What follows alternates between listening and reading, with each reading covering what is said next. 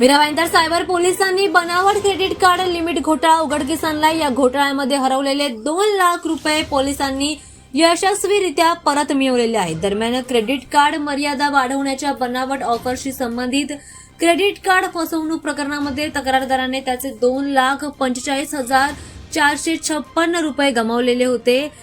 दरम्यान नवीन वर्षाच्या निमित्ताने सुद्धा काही मेसेजेस असे येत असतात की नवीन वर्षाच्या निमित्ताने तुम्हाला वेगवेगळ्या ऑफर्स सांगणाऱ्या काही कॉल्स येत असतात। तर अशा प्रकारच्या कॉल पासून सावध राहा, कारण असाच एक घोटाळा सायबर पोलिसांनी उघडकीस आणलाय। मीरा भाईंदर वसई विरार पोलीस आयुक्ताच्या सायबर पोलिसांनी यशस्वीरित्या हा घोटाळा उघडकीस आणलेला आहे। हरवलेले पैसे वसूल केलेले आहेत। माहितीनुसार काशीमीरा पोलीस स्टेशनच्या हद्दीत राहणारी तक्रारदार यांना ॲक्सिस बँकेचा एक्झिक्युटिव्ह असल्याचा दावा करणाऱ्या एका अज्ञात व्यक्तीने फोन केला आणि कॉल करणाऱ्याने तक्रारदाराला त्याची क्रेडिट कार्ड मर्यादा वाढवता येते असं सांगितलं आणि त्याला त्याच्या मोबाईल फोनवर पाठवलेल्या लिंकवर क्लिक करून आवश्यक असलेली माहिती भरण्यास सांगितली।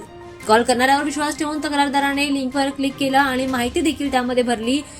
त्यानंतर त्याच्या ॲक्सिस बँकेच्या क्रेडिट कार्डवरून अनधिकृत व्यवहार करण्यात आला। खात्यातून पैसे कापल्याचा मेसेज मिळाल्यानंतर तक्रारदाराला आपल्यासोबत फ्रॉड झाल्याचं समजलं। त्याच्या ही चूक लक्षात आली आणि त्याने लगेच सायबर पोलिसांना या घटनेची माहिती दिली।